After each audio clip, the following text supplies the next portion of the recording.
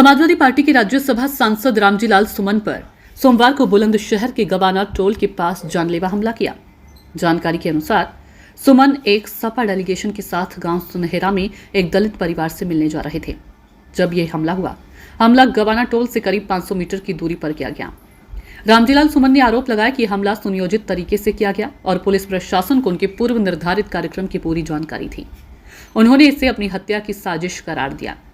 सुमन ने कथित करनी सेना पर हमले का आरोप लगाते हुए कहा कि सरकार ऐसे संगठनों को संरक्षण दे रही है। सुमन ने मीडिया से बातचीत करते हुए कहा कि जानलेवा हमला पुलिस की जानकारी में हुआ है।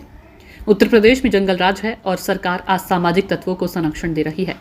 मेरी हत्या की साजिश रची गई है, लेकिन समाजवादी पार्टी मेरे साथ है। हम इनसे डरने वाले नहीं है। सांसद ने प्रदेश सरकार पर कानून व्यवस्था बिगाड़ने के भी गंभीर आरोप लगाए और कहा कि राज्य में आम जनता सुरक्षित नहीं है। उन्होंने निष्पक्ष जांच की मांग करते हुए सरकार को आड़े हाथों लिया। फिलहाल पुलिस ने घटना की जांच शुरू कर दी है और इलाके में सुरक्षा बढ़ा दी गई है। मामले में अब तक किसी की गिरफ्तारी की पुष्टि नहीं हुई है। समाजवादी पार्टी के राष्ट्रीय अध्यक्ष श्री अखिलेश यादव जी के आदेशानुसार बुलंदशहर में एक सुनहरा स्थान पर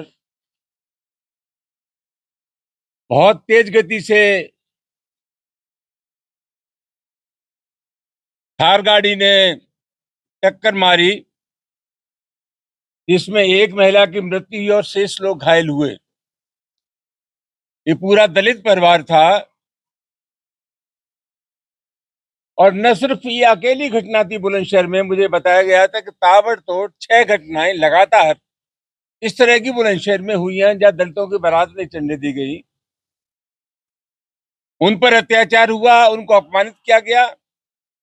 न सिर्फ बुलंदशहर में, पूरे उत्तर प्रदेश की स्थिति बहुत खराब है। जगह जगह दलित लोगों को निशाना बनाया जा रहा है, उनकी नाबालिग बच्चियों के साथ बलात्कार किया जा रहा है, उनकी बारातें चढ़ने दी जा रही हैं, अंबेडकर की प्रतिमाओं को तोड़ा जा रहा है। ये हकीकत जानने के लिए हम लोग वहां जा रहे थे बुलंदशहर। हमें गवाना टोल पे ही रोक लिया गया, भारी लाभ लश्कर, भारी पुलिस, और हमारे आग्रह करने के बावजूद भी जबरिया पुलिस ने हमें वहां नहीं जाने दिया। गवाना टोल से अलीगढ़ की तरफ 500 मीटर की दूरी पर तथाकथित करनी सेना के लोग वहां घात लगाए बैठे थे। हमारे और हमारे साथी जो गाड़ियों में थे उन पर ईंट पत्थर फेंके गए, टायरों से हमला किया गया, कई गाड़ियां क्षतिग्रस्त हुई और अब मैं आज अस्वस्थ हूं कि हमारे ऊपर यह जानलेवा हमला था। और ऐसा मुझे लगता है कि सरकार जानबूझ करके मेरी हत्या कराना चाहती है। 3 दिन पहले से जब ये तय था कि हमें बुलंदशहर जाना है, प्रशासन को पता था, खुफिया तंत्र को पता था, पूरे जनपद को पता था, हाथरस और अलीगढ़ को भी जानकारी थी। इसके बाद भी हमला एक सुनियोजित षड्यंत्र के तहत हमारे ऊपर किया गया। उत्तर प्रदेश की जिस प्रकार की कानून व्यवस्था की स्थिति है और जिस तरह के तत्वों को शय मिल रही है, संरक्षण मिल रहा है, उससे सही अनुमान लगाया जा सकता है कि स्थिति क्या है।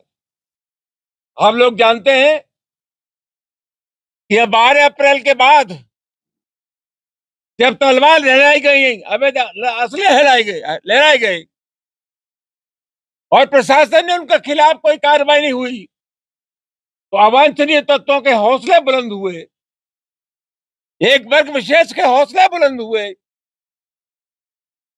कोई कार्रवाई नहीं की गई। प्रशासन ने जिन शर्तों के साथ अनुमति दी थी सभा करने की, उन शर्तों को तोड़ा गया। इसका सीधा सीधा मतलब यह है कि यह शासन निरंकुश हो गया है। जानबूझ करके हालात ऐसे पैदा किए जा रहे हैं जहां अराजकता हो, कानून का राज न हो, संविधान का राज न हो। और जिस प्रकार की स्थिति है, प्रतिपक्ष के लोगों को तो राजनीति करना मुश्किल हो जाएगा। मैं सिर्फ यही कह सकता हूं, घटना बहुत महत्वपूर्ण है और इस साजिशन हमारे ऊपर कातिलाना हमला था। ये जो लोग हैं, जो हमलावर हैं, उनको आप किस रूप में देखते हैं? आपका कायर हैं, बुज़दिल हैं, नकारा हैं, क्षत्रियों के नाम पर कलंक है। क्षत्रियों का धर्म है गरीबों की रक्षा करना। ये बगल में भरतपुर के राजा सूरजमल क्षत्रिय थे।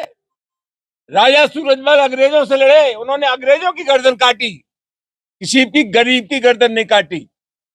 ये तथाकथ जो सेना है, मेरा उनसे आग्रह है, पाकिस्तान में आतंकवाद के खिलाफ लड़ो, जाकर के पहुंच जाओ। चीन ने हमारी जमीन पर कब्जा कर रखा है।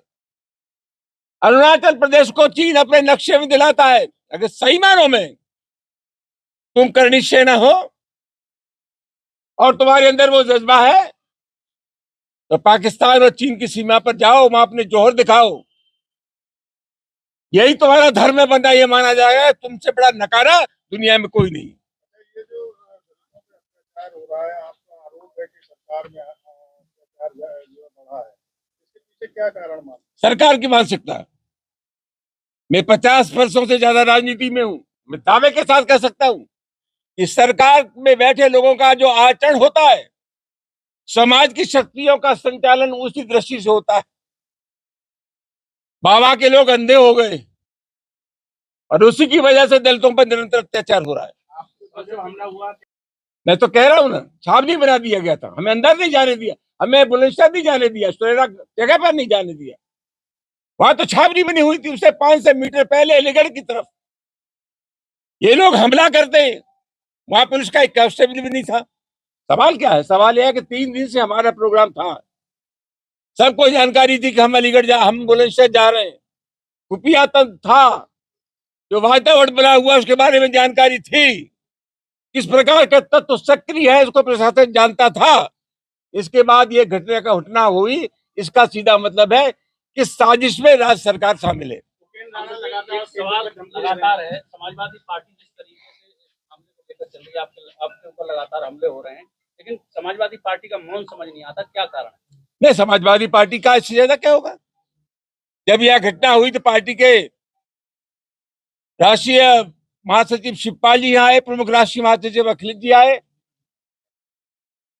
राम गोपाल जी आए, 19 तारीख को पार्टी के राष्ट्रीय अध्यक्ष अखिलेश जी आए। अब मैं आपसे जब बात कर रहा हूं, उससे पहले इनका ट्वीट आ गया। समाजवादी पार्टी पूरी तरह से हमारे साथ खड़ी है। मैं पार्टी को धन्यवाद देता हूँ। जब आए थे उसके बाद भूपेंद्र नाडा ने आपका फोटो अखिलेश जी को कैसे रोए थे, अखिलेश यादव भी रोएंगे, क्या मतलब चुनौती है उनको भी? यार किनकी बात करते हो? कुछ कोई सवाल ऐसा पूछो जो मेरे लिए बिलो डिग्निटी न हो।